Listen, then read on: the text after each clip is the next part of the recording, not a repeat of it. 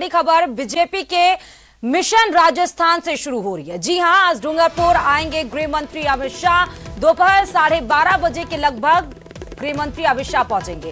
बड़ेश्वर धाम में पूजा अर्चना करेंगे और उसके बाद परिवर्तन यात्रा को हरी झंडी दिखाई जाएगी गृह मंत्री अमित शाह के द्वारा।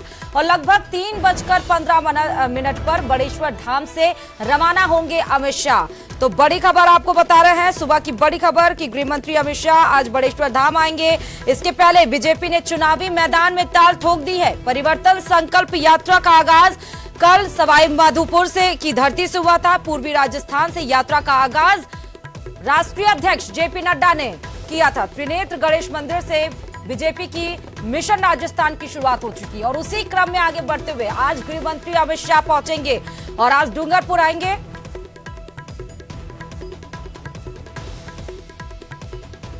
और इस खबर पर हमारे सहयोगी जयेश जुड़े हुए हैं। जयेश, बीजेपी की मिशन राजस्थान की शुरुआत हो चुकी है। हरी झंडी कल जेपी नड्डा ने दिखाई थी त्रिनेत्र गणेश मंदिर से और उसी क्रम को आगे बढ़ाते हुए आज बड़ेश्वर धाम पहुंचेंगे गृह मंत्री अमित शाह।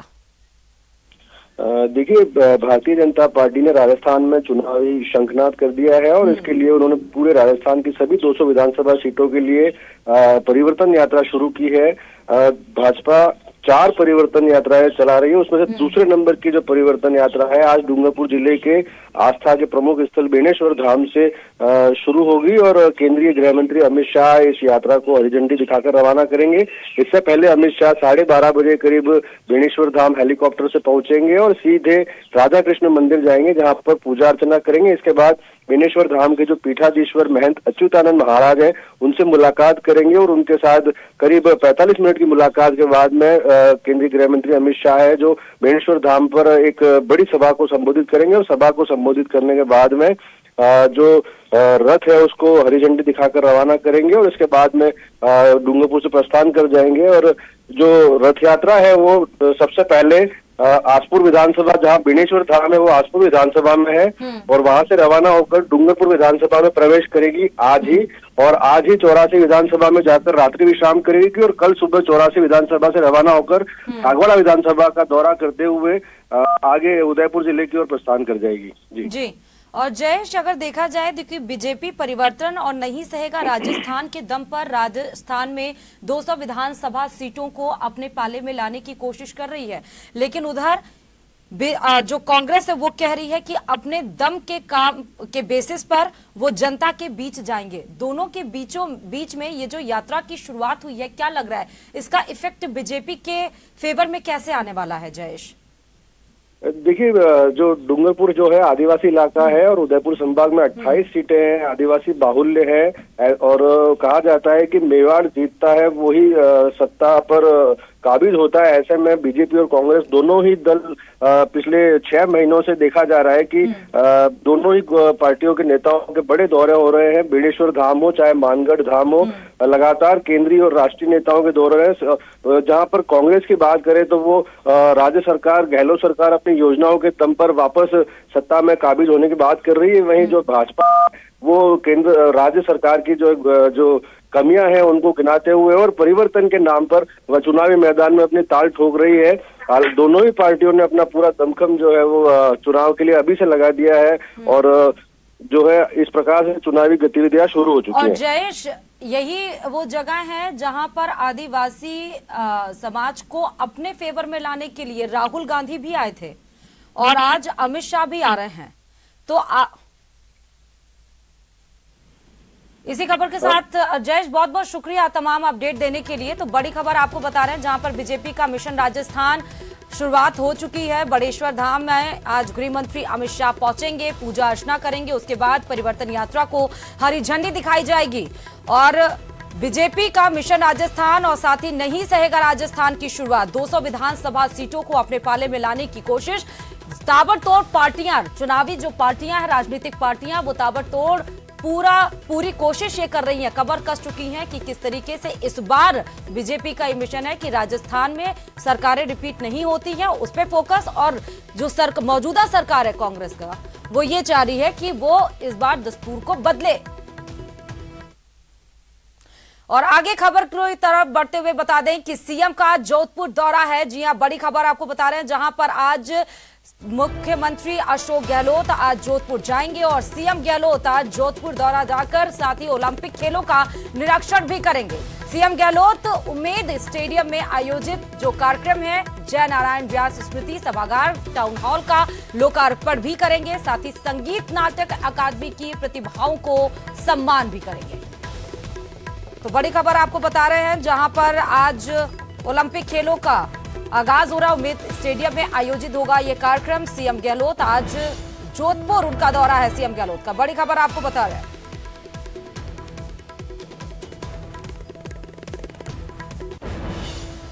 तो सीएम अशोक गहलोत का जोधपुर दौरा है, जहां पर आज जोधपुर जाएंगे अशोक गहलोत, साथ ही ओलंपिक खेलों का निरीक्षण करेंगे सीएम अशोक गहलोत। उम्मेद स्टेडियम में यह आयोजित हो रहा है कार्यक्रम, जहां पर जय नारायण व्यास स्मृति सभागार टाउन हॉल का लोकार्पण भी किया जाएगा। साथ ही संगीत नाटक अकादमी की प्रतिभाओं को सम्मान भी देंगे।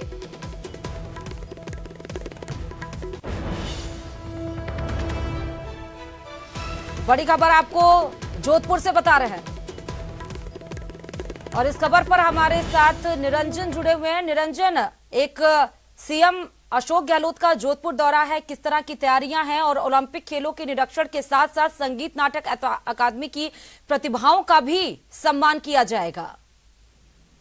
जी देखिए, मुख्यमंत्री अशोक गहलोत का अब जिस तरीके से चुनावी दौरा नजदीक आ रहे हैं और उसके साथ ही साथ जो जीर्णोद्धार और शिलान्यास के जो काम थे, जिनका काम पूरा हुआ है, उनके लोकार्पण का जो दौर है वो भी अब अंतिम चरण के तरफ अग्रसर है। इसी कड़ी के दौर आज जोधपुर में पहले फलोदी और फलोदी के बाद में जोधपुर मुख्यमंत्री का दौरा रहने वाला है। फलोदी नवा जिला बनने के बाद हालांकि पूर्व में एक दौरा मुख्यमंत्री का तय हुआ था, लेकिन कारण विशेष के चलते वे वहां जा नहीं सके थे। इस कारण से अब ये दौरा जो है यहाँ मुख्यमंत्री का फलोदी का रहने वाला है। इसको लेकर के आमजन में भी गजब उत्साह है और उसके बाद में वहाँ फलोदी में जो है ग्रामीण और शहरी ओलंपिक खेल है उनका जो अवलोकन करने वहां जा रहे हैं और वहां एक कार्यक्रम में सभा को भी संबोधित करेंगे। उसके अलावा उसके बाद दोपहर बाद मुख्यमंत्री अशोक गहलोत यहाँ जोधपुर पहुंचेंगे और जोधपुर में भी तकरीबन 4 बजे के आसपास जोधपुर के राजकीय उम्मेद स्टेडियम में ग्रामीण और शहरी ओलंपिक खेल के लिए यहाँ अवलोकन करेंगे और उसके लिए व्यवस्थाएं भी की गई है। आमजन के लिए भी गेट जो है वो निर्धारित किए गए हैं कि इन गेट संख्या 7, 8, 9 से आम जन है जो वो प्रवेश कर सकेंगे। उसके अलावा जो खेल के जो फाइनल टूर्नामेंट है रस्साकशी और वो आज यहाँ देखने को मिलेंगे। उसके बाद जय नारायण व्यास स्मृति सभागार टाउन हॉल है, शहर की सांस्कृतिक धरोहर के रूप में ये जो भी आयोजन होते हैं उसके लिए एक बड़ा भव्य जो भवन है, एक बड़ा जो सेमिनार हॉल है, उसका जो उद्घाटन है वो मुख्यमंत्री के कर कमलों द्वारा किया जाएगा। उसके साथ ही साथ जो राज्य स्तरीय एक प्रतिभा सम्मान समारोह है जिसमें कि संगीत नाटक अकादमी से जो भी प्रतिभाएं हैं उनको यहाँ सम्मानित किए जाने का कार्यक्रम सायकाल में होना प्रस्तावित है। तो कुल मिलाकर के प्रशासन पूरी तरीके से मुस्तैद है, तैयारियां वो पूरी कर ली गई है और फलोदी और जोधपुर के दौरे को लेकर के प्रशासन पूरी तरह से अलर्ट मोड पर जी। बहुत बहुत शुक्रिया रंजन तमाम अपडेट्स देने के लिए। तो बड़ी खबर आपको जोधपुर से बता रहे हैं, जहां पर सीएम अशोक गहलोत आज जोधपुर जाएंगे और ओलंपिक खेलों का निरीक्षण भी करेंगे। उम्मेद स्टेडियम में यह कार्यक्रम आयोजित हो रहा है, साथ ही संगीत नाटक अकादमी की प्रतिभाओं का सम्मान भी करेंगे। और खबरों में आगे बढ़ते हुए जयपुर से यह बड़ी खबर आपको बता दें, जहां पर पीसीसी में आज फिर से शुरू होगा बैठकों का दौर और सीनियर पर्यवेक्षक मधुसूदन मिस्त्री जयपुर आएंगे। साथ ही पीसीसी में 10 बजे से बैठकों का दौर शुरू हो जाएगा। जी हां, लोकसभा प्रभारियों और कोऑर्डिनेटर्स की बैठक ली जाएगी। बड़ी खबर आपको बता रहे हैं, 10 बजे से पीसीसी की बैठक की शुरुआत हो जाएगी और एक बार फिर कांग्रेस की तरफ से बैठकों का दौर जारी है। सीनियर पर्यवेक्षक मधुसूदन मिस्त्री इस बैठक को लेंगे। 10 बजे से इस कार्यक्रम की शुरुआत होने की बात कही जा रही है। अब से कुछ घंटे के बाद ही आपको मधुसूदन मिस्त्री लोकसभा प्रभारियों और कोऑर्डिनेटर्स की बैठक लेते हुए नजर आएंगे। जयपुर से ये बड़ी खबर आपको बता रहे हैं और साथ ही आपको जयपुर से एक बड़ी खबर और बता दें, जहां पर कांग्रेस का मिशन रिपीट कार्यक्रम कांग्रेस करेगी अहम बैठक, लीडरशिप डेवलपमेंट मिशन पर अहम बैठक। जी हां, पीसीसी में दोपहर 2 बजे से शुरू होगी बैठक और नए लीडरशिप को लेकर मंथन होगा, राजनीति में आगे बढ़ाने को लेकर मंथन होगा। साथ ही कांग्रेस नेता के राजू ये बैठक लेंगे। तो 2 बजे से देखिए बैक टू बैक कांग्रेस अपने किस तरह से कार्यक्रम को आगे बढ़ा रही है विधानसभा को देखते हुए। साथ ही लोकसभा प्रभारियों कोऑर्डिनेटर्स की बैठक जहां 10 बजे पीसीसी वॉर रूम में शुरू होगी, जहां पर सीनियर पर्यवेक्षक मधुसूदन मिस्त्री नजर आएंगे। उसके बाद फिर आगे आपको बढ़ते हुए ये बता दें, जहां पर जयपुर से ये बड़ी खबर और है कि जहां पर कांग्रेस का मिशन रिपीट कार्यक्रम होगा और ये बड़ी खबर आपको बता दें, आज दोपहर 2 बजे पीसीसी में बैठक होगी। के राजू इसकी बैठक लेंगे, नया लीडरशिप को लेकर ये मंथन होगा। मधुसूदन मिस्त्री भी बैठक में मौजूद रहेंगे और साथ ही आपको ये भी बता दें कि Congress leadership development mission SC ST OBC monetary विभाग की बैठक आज होगी। तो बैक टू बैक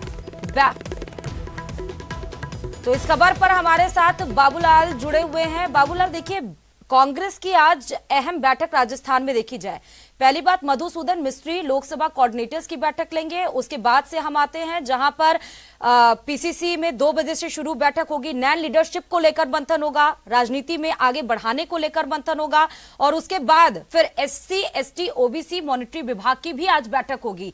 ये जो 3 फैक्ट्स में कांग्रेस की आज बैठकें हो रही हैं, कितना महत्वपूर्ण होने वाला है ये बैठक आज? देखिए, राजस्थान विधानसभा चुनाव के लिहाज से बहुत ही इम्पोर्टेंट मीटिंग्स हैं और मधुसूदन मिस्त्री राहुल गांधी के बहुत नजदीकी माने जाते हैं और विधानसभा के साथ साथ लोकसभा चुनाव की पार्टी कर रही है। तो ऐसे में 25 जो लोकसभा के प्रभारी लगाए गए थे वो आज अपना पूरा जो फीडबैक है धरातल का, क्योंकि एक लोकसभा सीट के दायरे में 8 विधानसभाएं आती हैं, तो वो फीडबैक लेकर के आएंगे और अपनी सारी जो जानकारी है ग्राउंड की वो मधुसूदन मिस्त्री के साथ में साझा करेंगे। मधुसूदन मिस्त्री गुजरात के बड़े नेता रहे हैं और राहुल गांधी ने उनको कई प्रदेशों की जिम्मेदारियां चुनाव के दौरान दी हुई हैं, तो वो बहुत बारीकी से समझ रखते हैं कि चुनाव में कैसे कांग्रेस पार्टी जीत सकती है। तो जो फीडबैक आएगा आज की बैठक में वो जानकारी पार्टी के आलाकमान और पार्टी के राष्ट्रीय अध्यक्ष के साथ साझा करेंगे। तो राजस्थान में जो चुनावी माहौल है उसमें जमीनी धरातल के जो सर्वे हो रहे हैं और बाकी की जानकारियां हैं, तरह तरह की जो रिपोर्ट्स हैं, ऑब्जर्वर्स की रिपोर्ट्स हैं, कोऑर्डिनेटर्स की रिपोर्ट्स हैं, तमाम जानकारियों को साझा करने के बाद जो प्रत्याशी चुनाव जीतता हुआ दिखेगा उसको टिकट दिया जाएगा। इसलिए आज की बैठक का बहुत महत्वपूर्ण है। जो दूसरी एक और बैठक है जो लीडरशिप पर डेवलपमेंट मिशन की है, कांग्रेस पार्टी का कोर वोट है SC ST OBC और माइनॉरिटी, इसी वोट बैंक की बदौलत कांग्रेस पार्टी चुनाव जीतती रही है। तो इस वर्ग में नई लीडरशिप को आगे लाया जाए, तो उसके लिए प्रतिभाओं को चुन चुन करके आगे लाया जाता है और उनको फिर प्रशिक्षण दिया जाता है कि आप आगे बढ़िए ताकि ये जो वर्ग है ये राजनीति की मुख्य धारा में हमेशा बना रह सके। तो उसको लेकर के बहुत सारे नेताओं को शॉर्टलिस्ट किया गया है। उन्हीं नेताओं की आज बैठक होगी और हो सकता है कि उसको टिकट भी दी जाए, क्योंकि जो LDM है वो कांग्रेस पार्टी आगे के चुनाव को ध्यान में रख करके कर रही है ताकि कांग्रेस जब चुनाव लड़े तो जो उसका मूल वोट है वो उसके साथ बना रह सके और नई पीढ़ी भी उसके साथ में खड़ी रह सके। इसलिए नई लीडरशिप को उभारने के लिए, उनको मौके देने के लिए, उनको चुनाव में उतारने के लिए ये बैठक की जा रही है और कई दिनों से ये कार्यक्रम चल रहा है पार्टी का, तो उसकी भी आज अहम बैठक होने जा रही है। तो उसमें भी जो नई प्रतिभाएं आ सकती है राजनीति में, तो उनको भी मौका देने पर चर्चा होगी। बिल्कुल। और बाबू लाल, ये भी देखना होगा कि जो लोग ये कह रहे हैं, जो लोग ऑलरेडी सियासत में मजबूती से अपने पैर जमाए हुए हैं, जो ये कह रहे हैं कि उनको डरने की जरूरत नहीं है, वो वहीं से जीतेंगे, उनकी सीट का कुछ भी नहीं होगा, उनके ऊपर क्या इफेक्ट होने वाला है? क्योंकि बड़ी बैठकों में SC ST OBC मॉनिटरी विभाग की बैठक है, लीडरशिप डेवलपमेंट की बैठक है, लोकसभा कोऑर्डिनेटर्स की बैठक होने वाली है, उनके ऊपर क्या इफेक्ट होने वाला है? जी देखिए, जो जीतेगा, जो जिसकी फीडबैक पॉजिटिव है, उसे तो कोई डर नहीं है। लेकिन जहां पर आपकी रिपोर्ट्स खिलाफ हैं, जनता का फीडबैक पक्ष में नहीं है, तो फिर वहां पर नए लोगों को मौके दिए जाएंगे, क्योंकि ये चुनाव कांग्रेस पार्टी ने तय किया कि वो जीतने के लिए लड़ रही है। तो इस बार समझौते नहीं किए जाएंगे, सिफारिशें नहीं चलेंगी, जनता जिसको जिताना चाहती है उसी के पक्ष में जो है पार्टी टिकट देने की उसको कोशिश करेगी। तो इस बार बहुत सोच समझ कर टिकटों का बंटवारा होगा, सही टिकटों का वितरण होगा, तब कहीं जाकर पार्टी चुनाव जीत पाएगी, क्योंकि आसान नहीं है। 5 साल बाद जब सरकारें बदल रही है पिछले 25 साल में, तो ऐसे में कांग्रेस पार्टी का फिर से सत्ता में लौटना बहुत मुश्किल और चुनौतियों भरा काम है। तो ऐसे में सही टिकट का बंटवारा करने के लिए बहुत सारा होमवर्क किया गया है, और उसी होमवर्क को अब पार्टी जब टिकटों का बंटवारा होगा तो उसको लागू करेगी, ताकि जब टिकट का बंटवारा हो तो कोई उसके ऊपर तोहमत नहीं लगाए कि गलत आदमी को टिकट दे दी, नहीं तो ये जीत सकता था, कांग्रेस यहाँ पे जीत सकती थी। तो अपने माथे पर जो कलंक लगा हुआ कांग्रेस पार्टी के हर 5 साल में सरकार रिपीट नहीं करने का, तो उसको वो धो देना चाहती है चुनाव के जरिए। इसलिए अच्छे से अच्छा और बेहतर से बेहतर कैंडिडेट चयन की जो। और बाबूलाल, क्योंकि ये मेरा नेक्स्ट क्वेश्चन भी होने वाला था, जो आपने अभी बोला कि राजस्थान की जो सियासत है कि 5 सालों में सरकार ना रिपीट होने की, और लगातार बैठकें चल रही हैं। गौरव गोगोई आए, लगातार मंथन हुई रातों रात, सुबह से लेकर शाम तक। जब वो निकलते थे कहते थे कि बिल्कुल भी चेहरे पे थकान नहीं है, लेकिन हालांकि आप लोग ने ही बताया कि और लीडर्स को देख कर ऐसा नहीं लग रहा है कि चेहरों पे थकान नहीं है। लेकिन खैर, लेकिन आज जो मधुसूदन मिस्त्री और फिर के राजू, ये जो बैठकें होने वाली हैं, ये हम ये मान सकते हैं कि राजस्थान के फेवर में क्या ये बैठकें होने वाली हैं? इनका इफेक्ट उनके फेवर में आ रहा है? क्योंकि आप लोग वहां पर हैं, लोगों से भी बात करते हैं, इन बैठकों का असर आम जनता के ऊपर कैसा हो रहा है?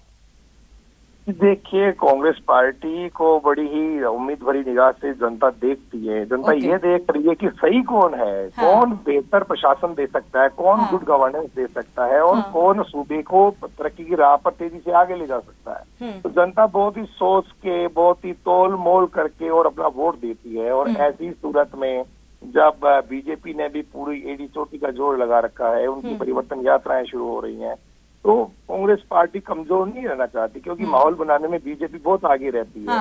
क्योंकि बड़ी सभाएं अभी कांग्रेस पार्टी ने शुरू करी, सिर्फ राहुल गांधी की एक बड़ी सभा हुई है, अब मल्लिकार्जुन खड़गे की जो है रैली होने जा रही है भीलवाड़ा में।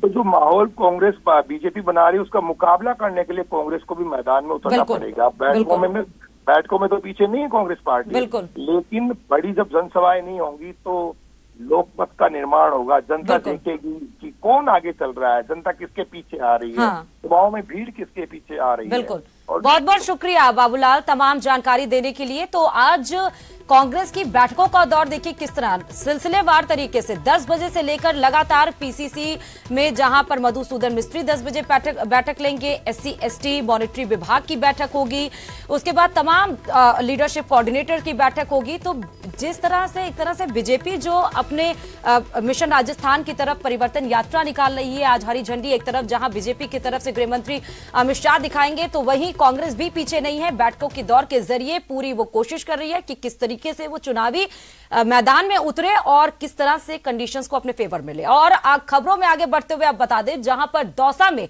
चिकित्सा मंत्री परसादी लाल मीणा ने डेपुटेशन को लेकर बड़ा बयान दिया है। जी हां, परसादी लाल मीणा ने कहा है कि डेपुटेशन व्यवस्था चोर रास्ता है और डेपुटेशन करने वाले लोग इसके लिए 10 से 15 लाख रुपए देते हैं। बड़ी खबर आपको बता रहे हैं, जहां पर जब डेपुटेशन होता है तो डेपुटेशन कभी फ्री नहीं होता है। उन्होंने कहा कि जो चोर होते हैं, जिन्हें काम नहीं आता है और ना काम करना चाहते हैं, वे लोग डेपुटेशन करते हैं। यह चोर दरवाजा है। मंत्री मीणा ने कहा कि डेपुटेशन करवाना और करना दोनों के खिलाफ कानून बनना चाहिए। डेपुटेशन के खिलाफ उन्होंने मुख्यमंत्री से भी निवेदन किया है। बड़ी खबर आपको बता रहे हैं, जहां पर चिकित्सा मंत्री परसादी लाल मीणा का यह बड़ा बयान आया है। और इस दौरान परसादी लाल मीणा ने कहा कि चिकित्सा विभाग में भी बड़ी संख्या में डेपुटेशन थे, ऐसे में उन्होंने एक साथ सभी डेपुटेशन रद्द किए हैं, जिसके बाद अब पूरी तरह चिकित्सा विभाग में मामला सेट है और एक भी डेपुटेशन नहीं है। कहता हूँ आपके विद्यालय में जिस तरह की डेपुटेशन पहले मेडिकल हेल्थ में भी बहुत था, और ये एजुकेशन में भी डेपुटेशन कराते ही चोर दरवाजा है। जो लोग चोर होते हैं वो अपना डेपुटेशन करवाते हैं, जिनको काम नहीं आता है, जो काम नहीं करना चाहते हैं, वो लोग डेपुटेशन कराते हैं। प्रिंसिपल साहब से कहूँगा जो डेपुटेशन है उनकी लिस्ट दे दो, उनका डेपुटेशन निरस्त कराएंगे। और खबरों में आगे बढ़ते हुए बता दें, बड़ी खबर इस वक्त की, जहां पर प्रदेश में बिजली की किल्लत बरकरार है और ऊर्जा विभाग ने उपभोक्ताओं से अपील की है कि बिजली आपूर्ति व्यवस्था में सहयोग मांगी गई है। मॉनसून की कमी के कारण मांग में लगातार बढ़ोतरी की जा रही है।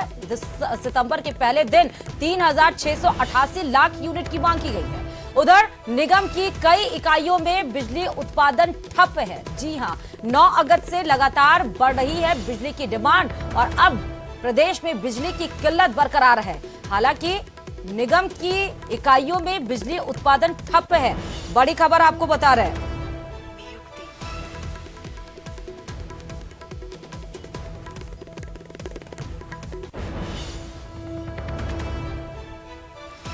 तो ये बड़ी खबर आपको बता रहे हैं, जहां पर बिजली उत्पादन ठप है। हालांकि लगातार जो किल्लतें हैं वो बरकरार हैं। ऊर्जा विभाग ने उपभोक्ताओं से अपील की है और सारी बिजली आपूर्ति व्यवस्था में सहयोग की भी अपील कही गई है। मॉनसून की कमी के कारण लगातार बढ़ोतरी हो रही है मांगों में। मॉनसून की कमी का और सितंबर के पहले दिन ही 3,688 लाख यूनिट की मांग आई है। अब देखिए कितनी भारी मात्रा में मांग की, 3,688। और उधर निगम की कई कार्रवाई भी हो रही है, लेकिन मॉनसून की कमी की वजह से बिजली की जो आपूर्ति है वो ठप बताई जा रही है। और चूरू से ये बड़ी खबर आपको बता दें, जहां पर